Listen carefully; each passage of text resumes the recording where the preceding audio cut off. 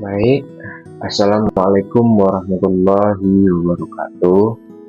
Perkenalkan, nama saya Satria Kurniawan dengan NIM 2430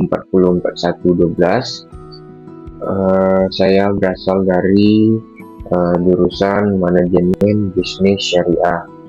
Ini adalah tugas video cara menggunakan SPSS dan cara menentukan mean, median, modus, dan kuartil. Jadi di sini kawan-kawan, langsung saja saya akan memberikan tutorialnya. Yang pertama itu kawan-kawan buat dulu atau masukkan dulu kolom-kolom yang mau akan dibuat seperti ini, yang seperti horizontal ke samping. Yang ini adalah yang pertama, saya akan menjelaskan name. Name ini adalah nama yang dimaksud adalah nama kolomnya. Berarti ini nomor, matematika, bahasa Indonesia, bahasa Inggris, fisika, kimia, dan lain sebagainya. Nah, di label ini kawan-kawan buat seperti ini. Ini yang pertama, ini nomor. Di labelnya kita buat nomor responden, atau label ini adalah keterangan dari nama ini, name ini. Contoh yang kedua, ini adalah nilai ujian matematika. Nilai ujian matematika ini adalah nama dari kolom dari matematika. Nilai ujian bahasa Indonesia, nama label adalah keterangan dari nama dari kolom bahasa Indonesia, dan seterusnya ke bawah kawan-kawan. Di bagian measure ini adalah scale. Kita pilih scale. Nah, nanti otomatis di data view-nya akan terbentuk seperti ini, tanpa ada yang ini kawan-kawan. Ini belum akan masuk nanti di sini. Seperti ini, dia akan otomatis terbuat 10 kolom. Nah, di sini kawan-kawan cara menginputkan datanya, kawan-kawan bisa memasukkannya secara manual atau melalui file. Kita cari file yang mau akan dimasukkan kawan-kawan. Nah, cara menentukan mean, median, modus, kuartil, kita klik di sini analyze. Nah, sudah keluar analyze, kita pilih yang descriptive statistik. Nah, di sini klik frequencies. Nah, di sini saya akan reset saja dulu kawan-kawan. Saya reset. Nah, kawan-kawan bisa masukkannya satu persatu seperti ini, atau kawan klik Ctrl A. Nah, kita nanti otomatis akan terblok semuanya. Kita pindahkan ke sini. Selanjutnya kita klik yang statistik. Di sini akan ada kolom-kolom yang mau akan dicentang. Yang pertama itu median, mode, ini quarters. Nah, kawan-kawan klik saja sini continue. Nah, belum kawan-kawan, ini belum keblok ya. Kita blok kembali. Aduh, statistik. Nah, continue. Nah, langsung saja kita klik OK. Nah, di sini otomatis akan keluar. Nah, ini adalah mean, median, mode, percentiles. Nah, mungkin kawan-kawan cukup paham dari penjelasan saya. Baik kawan-kawan, kita lanjut cara menentukan atau cara menentukan histogram. Cara menentukan histogram, nah, itu kita klik menu yang graphs. Graphs ini kita klik chart builder. Nah, di sini di kolom ini kita cari histogram. Kita pilih yang mana antara empat ini. Saya akan pilih ini. dipilih ini, kita pindahkan ke atas ini teman-teman. Nah, sebenarnya saya akan menjelaskan apa sih gunanya histogram. Jadi kawan-kawan, histogram adalah grafik batang untuk menampilkan sebaran data numerik. Biasanya dipakai untuk lihat apakah data menyebar normal, apakah data condong ke kiri atau ke kanan, atau nama lain yang kita kurungnya scale. Nah, di sini kan sudah ada ini histogramnya, kita share ke atas. Selanjutnya kita masukkan sumbu-nya. Di sini contohnya nilai ujian matematika. Kita seret ke axis. Nah, otomatis di sini akan keluar. Nah, kawan-kawan, di sini ketika kawan-kawan sudah menentukan nilai ujian fisika, misalnya kita kawan-kawan tekan di sini, otomatis di sini SPSS akan menganalisis secara otomatis histogramnya. Jadi kawan-kawan tidak perlu diisi bagian ini. Nah, kawan-kawan, lanjut kita uji ujian matematika seperti ini. Nah, kalau kawan-kawan mau ganti histogramnya jadi kayak ini, seperti gunung, itu kawan-kawan kita masukkan ujian bahasa. Gitu.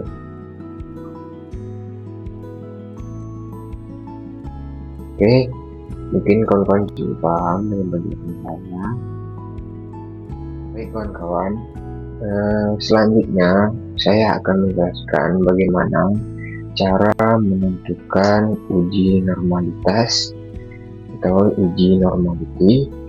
Yaitu yang pertama, kalian pergi ke analyze, ke descriptive statistic, selanjutnya pergi ke explore. Nah, sini saya reset dulu. Nah, kawan-kawan, kalau mau uji normality, contohnya kita masukkan di sini nilai ujian bahasa Indonesia, kita pindahkan ke dependent list di sini, terus pergi ke menu plots. Di sini ada menu plots. Selanjutnya kita checklist yang normality plot with test. Di sini kita tidak perlu mencentang ini kawan-kawan, karena kita hanya menguji normality plot with test. Nah, klik continue, kita oke kan. Nah, variabel kita tengok di sini sudah tidak kawan-kawan. Tengok di sini data. Cara kita membedakan data itu normal dan tidak normal, jika jadi aturan umum untuk penentuan normalitas, jika nilai sigma besar dari 0,05, maka data itu normal atau tidak beda signifikan dari distribusi normal.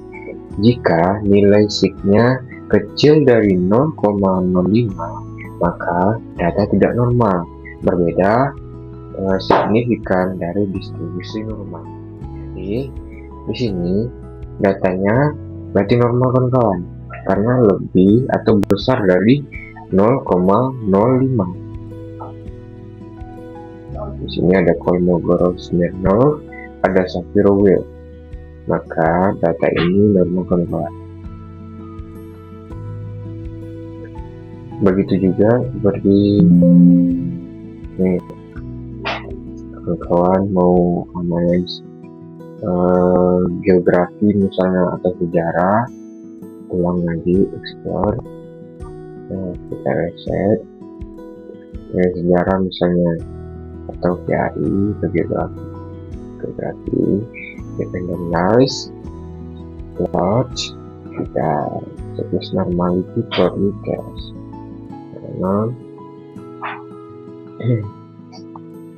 Kita klik continue. Oke. Nah, ini keluar di sini.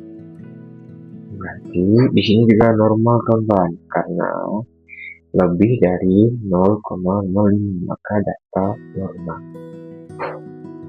Mungkin cukup paham kawan-kawan cara pengujian normality atau normalitas.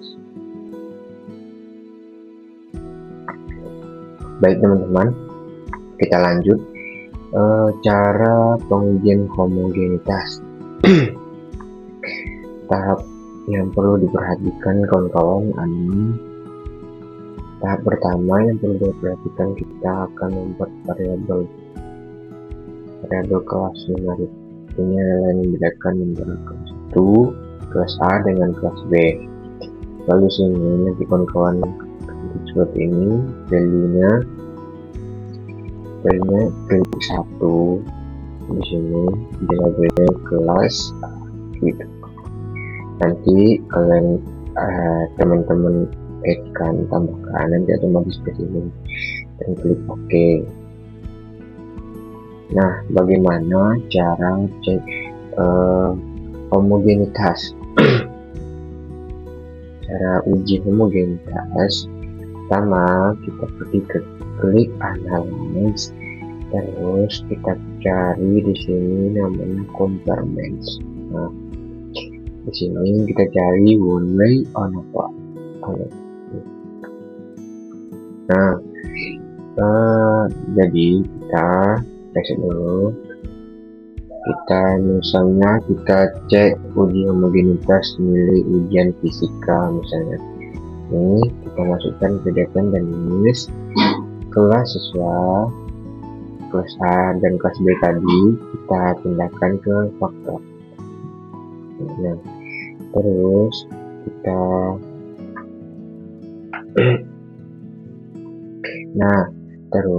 klik ke option, kita cari sini homogeneity of variance, kita klik. Nah, terus kita klik continue. Ini tidak usah diganggu kawan, ini adalah default dari SPSS-nya. Klik continue, klik OK. Nah, di sini keluar hasil dari kita mengecek uji homogenitas. Nah, di sini sigma rata-rata tinggi atau lebih besar dari 0,05, berarti data ini tidak terdapat perbedaan yang signifikan. Nah, di sini keluar hasil dari kita menguji cek uji homogenitas.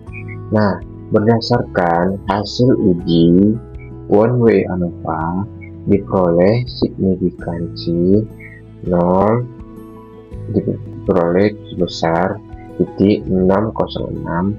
Karena nilai tersebut lebih besar dari 0,05, maka dapat disimpulkan bahwa tidak terdapat perbedaan yang signifikan pada nilai ujian fisika antara kelas A dan kelas B, teman-teman. Nah, berarti nilai sig dari ANOVA yang titik 606, jadi bisa disimpulkan bahwa tidak terdapat perbedaan yang signifikan antara kedua kelas. Nah, kita lanjut materi selanjutnya, itu cara uji validitas. Cara uji validitas itu pergi ke menu analysis, kita cari di sini correlate, kita pilih di varian. Nah, ini saya reset ini. Nah, kita Ctrl A, kita pindahkan ke variables. Nah, di sini jangan lupa diklik tanda versinya, teman-teman. Ini ada double version. Kita pilih ke option.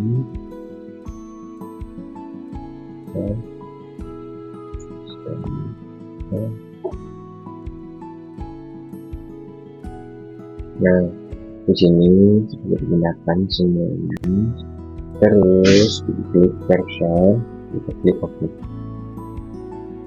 Nah, bagaimana cara kita membedakan atau cara menentukan valid atau tidak validnya? Di sini cara mudahnya, cara sederhananya itu ada dua. Yang pertama itu person correlation, dan seed ini, kolom kedua ini. Jika di sini minus, berarti sudah pasti tidak valid.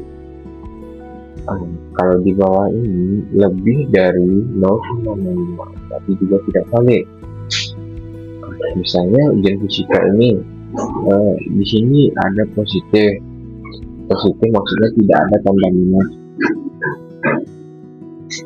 Nah, di sini di person correlation yang nilai ujian fisika di sini kan 200 ini kan tidak ada tanda minus. Nah, di sini berarti valid yang person correlation dan seednya. Nah, yang kolom keduanya yang seednya ini lebih dari 0,05, berarti ini tidak valid. Nah, syarat untuk valid itu harus terpenuhi keduanya kawan-kawan. Di sini minus, di sini lebih dari 0,5. Maka itulah cara mudah membedakan valid atau tidak valid. Ini ada cara uji validitas kawan-kawan. Terima kasih. Baik kawan-kawan, kita lanjut ke cara pengujian reliabilitas. Oke, langkah pertama kawan-kawan, sini kan sudah ada datanya. Kita klik analyze, kita cari kolom scale, terus di analysis. Di sini kita reset dulu. Nah, di sini kita kontrol Alt. Nah, terus yang IPS sengaja kita tidak masukkan kawan-kawan. Kenapa? Karena nilainya tidak terlalu jauh berbandingannya dengan hasil-hasil nilai ini. Contohnya, misalnya kita menguji tinggi anak badan, misalnya 8 orang atau 9 orang atau 9 orang misalnya, terus yang 8 orang ini hampir sama tinggi, sedangkan yang satu ini tidak di rata-rata. Makanya nanti IPS kita pisahkan karena tidak terlalu jauh perbandingannya dengan yang lain. Karena ini tengoknya ini di sini 80, 75, 80, di sini aja 58, maka nanti takutnya tidak normal atau hancur gara-gara dengan nilai IPS. Oke. Di sini kita klik status code. Di sini kita centang scale if item deleted. Oke. Terus kita klik continue. Di sini sudah pasti modelnya alpha kawan-kawan. Oke. Kita klik OK. Nah, di sini sudah keluar cara pengujian reliabilitas. Nanti tinggal kawan-kawan cek apakah ini tidak reliable atau reliable. Contoh interpretasi, jika hasil menunjukkan Cronbach's alpha sama dengan 0,856, kesimpulannya maka reliable karena lebih besar dari 0,70. Baik, cukup sekian dulu cara pengujian reliabilitas.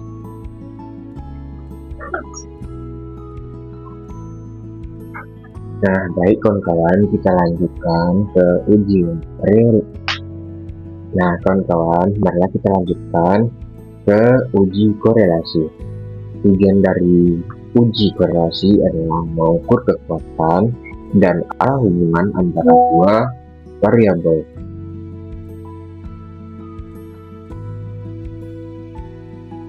Nah, tujuan dari uji korelasi yaitu mengukur kekuatan dan arah hubungan antara dua variabel. Misalnya, kita ingin tahu apakah ada hubungan antara nilai bahasa Inggris dengan fisika. Nah, langkah pertama kita pergi ke Analyze, terus kita pergi ke Correct.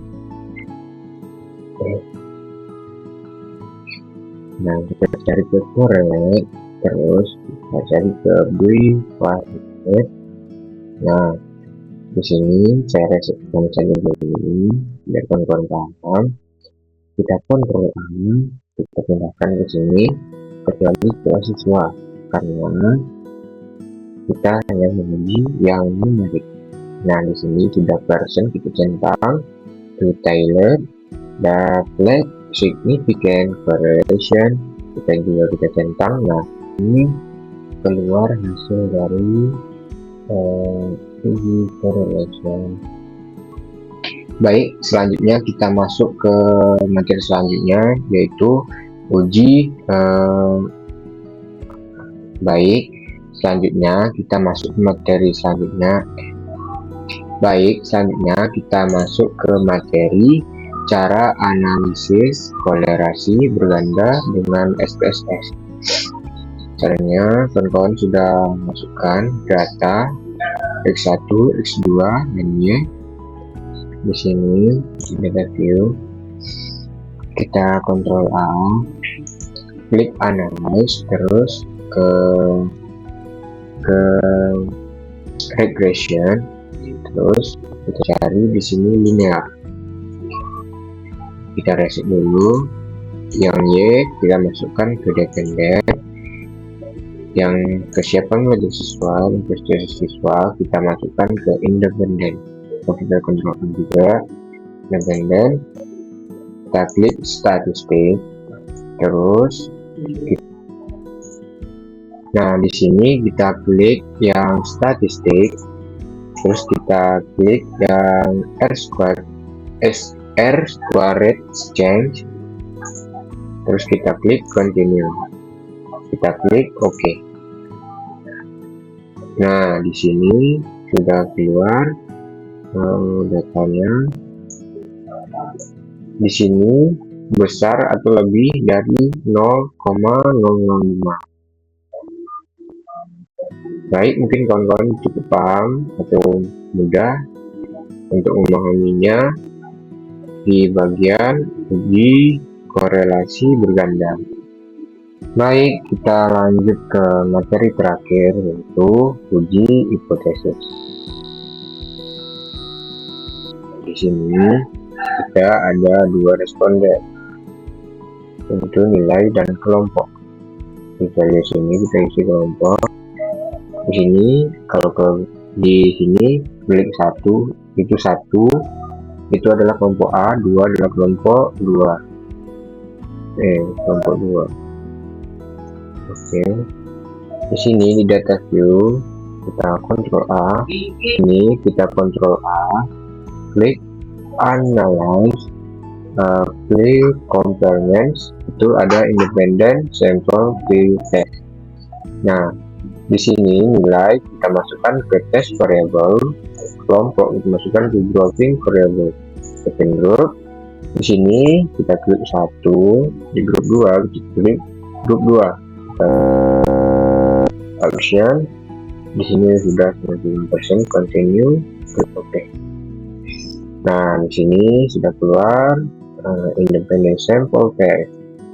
Ini adalah grup statistik di test. Ini adalah pengujian di test. Mungkin hanya itu yang dapat saya sampaikan kepada teman-teman. Mungkin masih kurang ilmu, namun tidak